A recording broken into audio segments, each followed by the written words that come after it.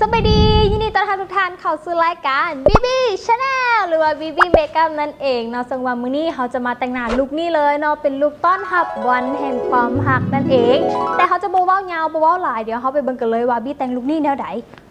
ซึ่งมาของขึ้นเนาะบี้จะใส่เป็น2ตัวนี้ผสมกันเพราะว่าของตัวนี้เนาะมันจะแบบเป็นเนื้อขาวได้น้อยนึงเนาะซึ่งว่ามันขาวเกินไปเพราะฉะนั้นแล้วเขาจะต้องมาดรอปมันลงเนาะด้วยสีของพื้นที่เข้มขึ้นมาเพื่อบ่ให้หน้าเขาลอยนั่นเองให้มันกลายเป็นเนื้อเดียวกันก่อนเนาะแล้วเขาจึงแบบว่าเอามาต้อยเส้นหน้าเขา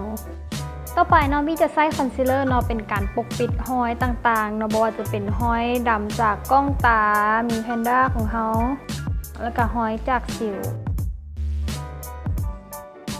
ต่อไปเนาะเขาจะมาใส่เป็นแป้งเนาะจับพีแป้งใช่ปะใส่ซีเบิร์ดแล้วเนาะเป็นโบโบตรงที่ก็แตะไปแวบตัวนี้เนาะมันบี้ติดตา2สั้นมาเด้อเนาะมันจะเบิ่งแปลกๆหน่อยนึงเพราะว่าสั้นตาบ่เท่ากันก็เลยว่าต้องได้ติดเดี๋ยวเขาจะมาเริ่มตาเนาะซึ่งว่าบี้จะใช้สีเกาของที่เขาทาแก้มไปวันกี้นี่แหละเนาะตัวนี้เนาะเป็นตัวโค้งทำอิดเลยนี่ประมาณนี้สีน้ำตาลของพาเลตตัวนี้เนาะเป็นตัวทาขัดเบ้าทั้งขอบตาเนาะเดี๋ยวเขามาลองเบิ่งกันนะเพราะว่าบี้กับบ่ฮู้สิอธิบายจังไหนนะ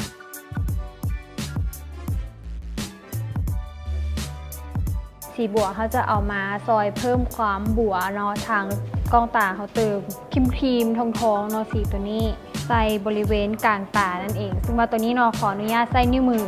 ซึ่งว่าตัวนี้เขาจะใส่แป้งซอย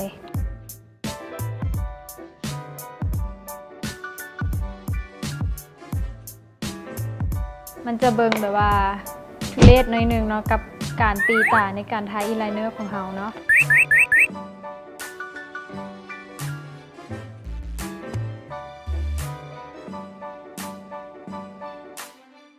นี่เนาะก็ปัดให้เขาเจ้าหัวเขามีขนตาเองแล้วเขาก็จะมาปัดขนตาลูมต่อเลย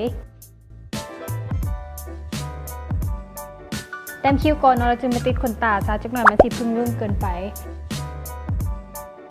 ตัวนี้นะเขาจะแต้มแต่บอลทั้งหางคิ้วเนาะเพื่อให้มันเบิ่งเป็นหูเป็นทางเนาะเพราะว่าคิ้วของบีมันจะบ่ทอกัน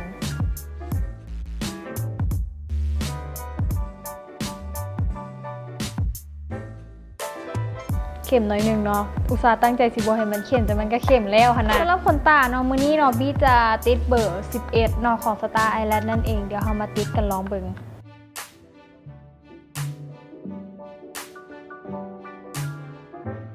นี่เนาะตัวนี้แมนเฮาติดขนตาไปเป็นที่เยี่ยมห้อยแล้วเนาะแต่ว่ารู้สึกว่าตาของเฮาเนาะยังบ่ทันเข้มปานใดนะเขาจะมาคัดเบ้าโดยการใส่สีบัวตัวนี้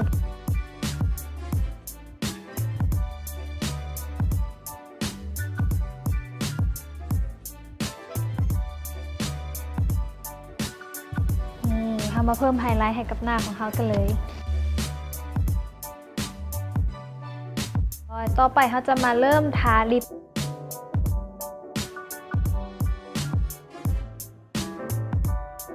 แต่งหน้าเป็นที่เยี่ยมห้อยแล้วเดี๋ยวบี้ขอตัวไปเปลี่ยนเครื่องแล้วก็เฮ็ดผมเดี๋ยวมาเจอกัน